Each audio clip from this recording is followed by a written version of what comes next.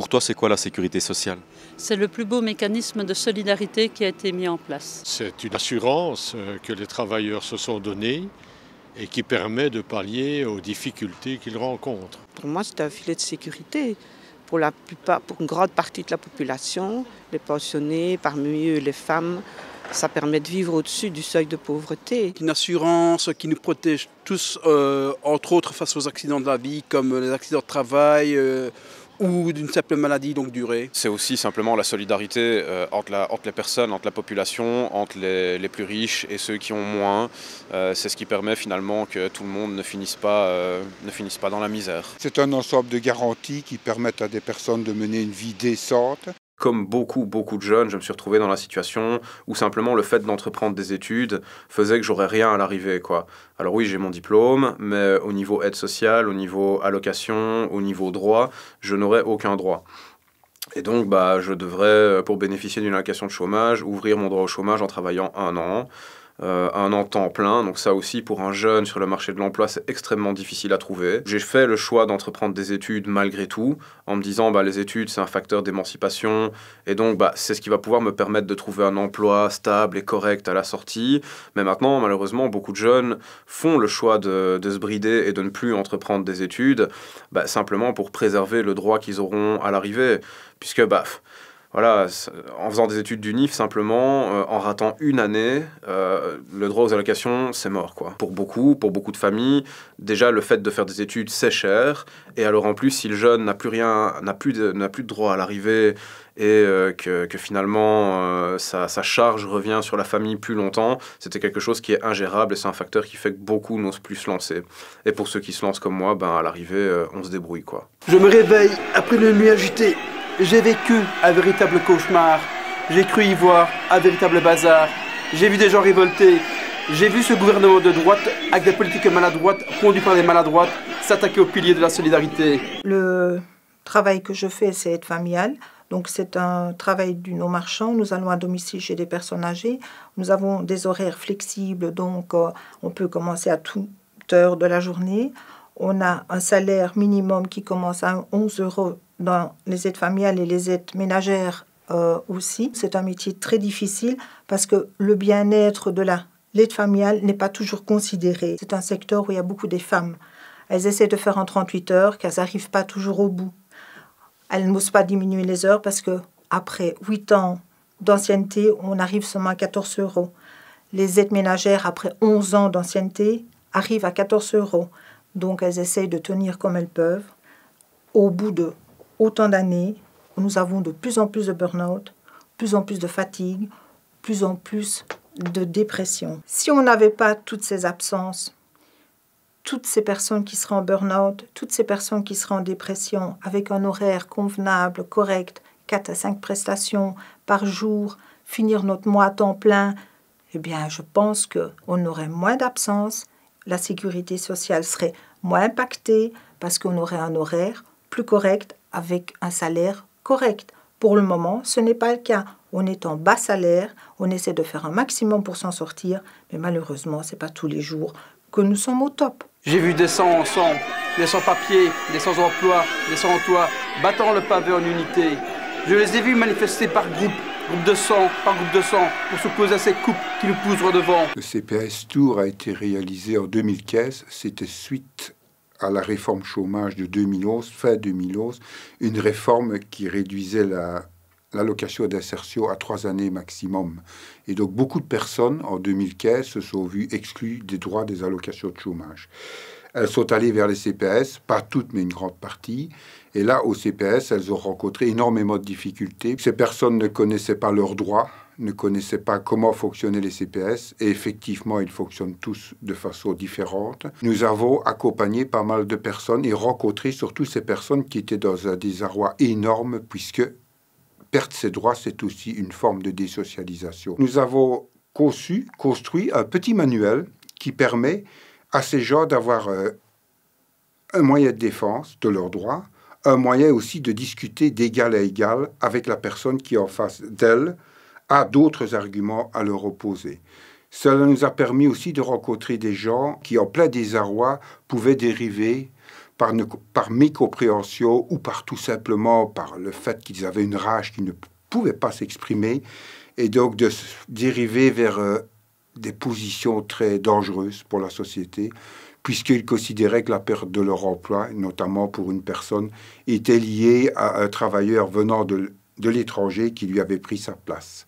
Et donc, ça, nous avons essayé de lui faire comprendre que ce n'était pas l'étranger qui était responsable de cette situation, mais bien tout un système qui permettait ce genre de pratique et qui, surtout, via des coûts très bas, orientait des patrons à utiliser une main-d'œuvre bon marché et peu protégée. Donc, ça justifie de nouveau le fait que quand la sécurité sociale est attaquée, que pour beaucoup de gens, il y a une incompréhension, il y a des risques de dérive vers des systèmes beaucoup plus totalitaires. Souvent, ces gens ne le sont pas, mais vont vers ces systèmes parce qu'ils cherchent quelque part une explication à ce qui leur arrive. Je les ai vus jour après jour, semaine après semaine, mois après mois, année après année, manifester et ne pas accepter la fatalité. Je les ai vus revendiquer le maintien de leurs droits, attaqués par ceux qui pensent être des rois. Refuser cette austérité est devenu leur combat. Pour moi, la sécurité sociale, c'est une assurance que les gens souscrivent pour, disons, s'assurer que lorsqu'ils ont des aléas dans la vie, donc que ce soit le chômage, que ce soit la maladie, et quand ils ouvrent, disons, le droit à la pension, d'avoir les revenus suffisants pour vivre, disons, décemment, sans avoir recours, disons, à des aides extérieures. On essaye de supprimer la Sécu pour le moment au profit d'assurances individuelles. Et si on arrive à ça, les travailleurs, pour la plupart, ne seront plus couverts comme ils le sont pour le moment. Donc, on va, à un moment donné, les appauvrir si on supprimait la sécurité sociale.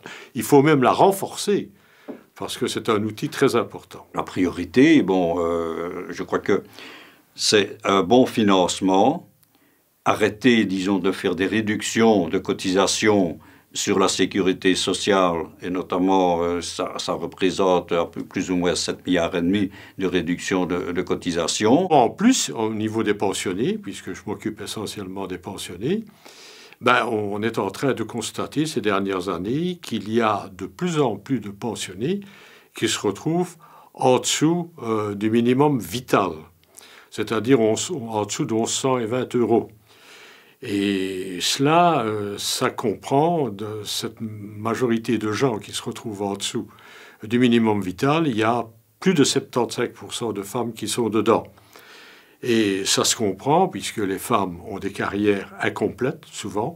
Elles ont des temps partiels aussi et elles ont été plus souvent que les hommes victimes des aléas de la vie. Il faut au moins, disons, un revenu de pension minimum de 1500 € net par mois, parce que c'est ce qui est le strict minimum pour, disons, pouvoir soit payer la maison de repos, soit pouvoir faire face, disons, à ses besoins élémentaires, se loger, se chauffer, se nourrir, se soigner. Au fil du temps, d'autres luttes sont apparues. Des gilets jaunes dans la rue, aux jeunes manifestants pour le climat. Ils défilent, ils ne sont pas à faune, refusant ce trivial constat. Toi aussi, tu fais partie de ces révoltés.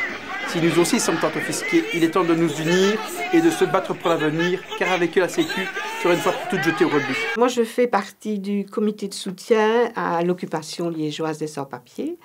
Et dans ce cadre-là, j'accompagne surtout le groupe des 10 mamans et de 30 enfants. Et on s'est rapidement rendu compte que l'aide médicale urgente, dont ils peuvent profiter, ne pouvait absolument pas suffire pour tous les besoins de santé des enfants surtout et des mamans aussi. Et alors on a décidé de créer une sorte de sécurité sociale complémentaire, alternative, qui s'ajoute à l'aide médicale urgente et où les mamans sont vraiment le pilier, à la fois parce que c'est elles qui sont les premières coopérantes, mutualistes. Elles versent chaque mois absolument, avec les petits travaux qu'elles font, leur participation. Et on a alors trouvé une 60aine de personnes qui complètent ce qu'elles mettent, qui mettent eux aussi une petite somme chaque mois, de sorte qu'on a un filet de sécurité solide pour prendre en charge le groupe qui est quand même de 40 personnes. Mais elles sont aussi piliers parce que c'est elles qui prennent en charge les tâches à réaliser et qui pensent les problèmes et qui cherchent, avec nous évidemment aussi, les solutions. Donc c'est ça qui a lancé la Sécu solidaire, comme on l'appelle. Depuis une quarantaine d'années, on a dénaturé les mots.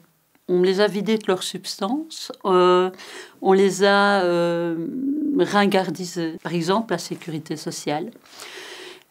C'est extraordinaire de voir comment on l'a rendue onéreuse et comment on est arrivé à faire croire aux gens qu'effectivement c'était un boulet, cette sécurité sociale, et qu'il fallait vraiment faire des économies dedans. Pour s'y faire, ils se sont pris vraiment de deux façons. Ils ont travaillé en parallèle. D'un côté, ils ont focalisé leur attention sur ce qui l'alimente.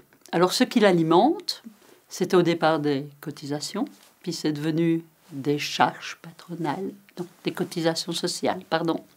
Puis des cotisations patronales, des charges patronales. Et puis on a commencé à accentuer, à mettre en parallèle charges patronales et coût du travail. Parallèlement à ça, on a commencé aussi à changer le regard qu'on porte sur à quoi sert cette sécurité sociale. Et là, on a attaqué, à ce moment-là, les personnes qui bénéficiaient de la sécurité sociale. Il y a trop de malades, on est trop malade, on consomme trop de médicaments, on ne travaille pas assez, longtemps, il faut travailler plus, beaucoup plus longtemps, on vit plus vieux. Quand on diminue les cotisations patronales qui sont du salaire différé, c'est du salaire de travailleur que l'employeur ne donne pas directement aux travailleurs, mais donne au niveau sociétal, c'est un salaire qui est solidarisé, en diminuant ça, on diminue l'apport à la société. Mais ça, on oublie de nous le redire. Ce salaire différé, il traverse toute notre vie. Donc depuis avant même notre naissance jusqu'à notre mort. Et alors, on va l'avoir via l'INAMI, si je suis malade.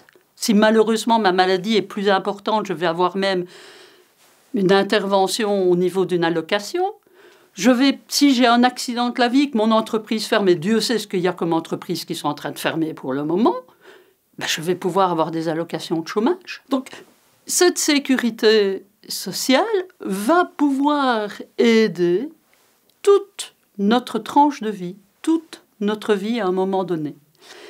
Et toucher à ce qui l'alimente, en nous disant « on est trop cher », c'est toucher à toute une philosophie et c'est d'exclure énormément de personnes qui ne vont plus avoir les moyens de pouvoir se soigner, qui ne vont plus avoir les moyens de pouvoir se chauffer. Et on va dans une société qui dit dès le départ que nous sommes nés tous avec les mêmes capacités, les mêmes chances et les mêmes acquis. Eh bien non, c'est pas vrai. Au niveau de la santé, on n'est pas tous les mêmes. Au niveau intellectuel, on n'est pas tous les mêmes. Et en plus, c'est assez aberrant, c'est qu'on vient rendre des responsabilités individuelles à des problèmes qui sont collectifs.